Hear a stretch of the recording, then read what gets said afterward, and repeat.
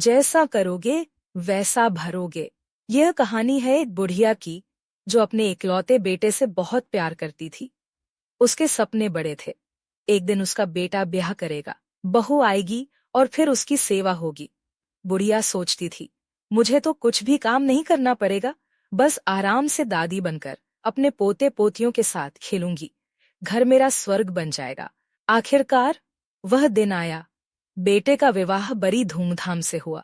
बुढ़िया की गोद में पोता भी आ गया। लेकिन जो सपने बुढ़िया ने देखे थे वे तो जैसे चूर चूर हो गए।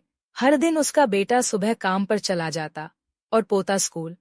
अब जब घर में सिर्फ बुढ़िया और उसकी बहू ही बचते, तब बहू अपना असली रंग दिखाती। वह बुढ़िया से झाड़ू लगवाती, जूठे बर्तन धुलवाती और जब खाने की बारी आती तो टूटे फूटे बर्तनों में खाना देती। बुढ़िया दिन रात सोचती, यह वही घर है जिसे मैं स्वर्ग समझती थी। शुरुआत में बहू अपने पति के पीछे बुढ़िया से झगड़ती थी, लेकिन धीरे धीरे उसने सबके सामने अपमान करना शुरू कर दिया।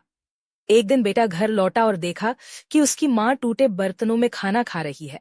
उसकी आंखों में आंसू आ गए। उसने अपनी पत्नी को डांटा, कहा, यह क्या कर रही हो? पति पत्नी में खूब कहा सुनी हुई, लेकिन समय बीतने के साथ बेटा भी चुप हो गया। अब वह भी विरोध करना छोड़ चुका था। इधर पोता बड़ा हो रहा था। वह अपनी दादी से बहुत प्यार करता था। जब भी अपनी माँ को दादी के साथ दुर्व्यवहार करते देखता, उसका दिल टूट जाता, लेकिन माँ के डर से कुछ बोल नहीं पाता। धीरे धीरे समय बीता और पोते का भी विवाह हो गया। अब घर में एक नई बहू आ गई थी। नई बहू छिपकर देखती थी कि उसकी सास दादी सास के साथ कैसा व्यवहार कर रही है।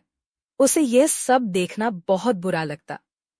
जब वह बुढ़िया की मदद करने की कोशिश करती तो उसकी सास उसे डांट देती।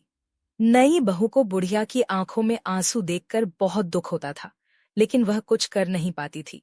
एक दिन बुढ़िया बीमार पड़ी और दुनिया से चली गई। अब उसकी बहू अपनी बहू से वही व्यवहार करने लगी जो उसने अपनी सास के साथ किया था। बहू से घर का सारा काम करवाया जाता, उसे फूटी थाली में भोजन दिया जाता, लेकिन अब बहू चुप रहने वाली नहीं थी। उसने भी वही व्यवहार अपनी सास के साथ करना शुरू कर दिया। फूटी थाली में ही खाना देने लगी।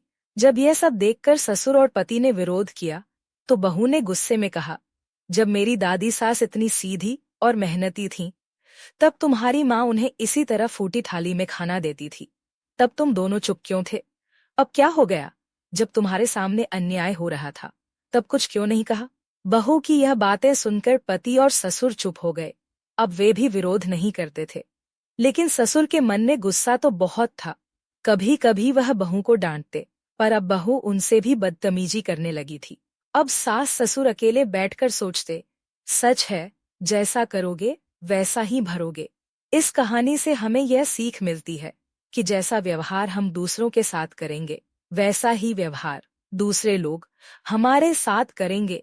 इसलिए हमेशा सबके साथ अच्छा व्यवहार करें। अगर आपको हमारी कहानी अच्छी लगी तो प्लीज लाइक करें। ऐसे ही और मनोरंजक कहानी सुनने के लिए हमारा चैनल को सब्सक्राइब करना मत भूलिए। धन्यवाद।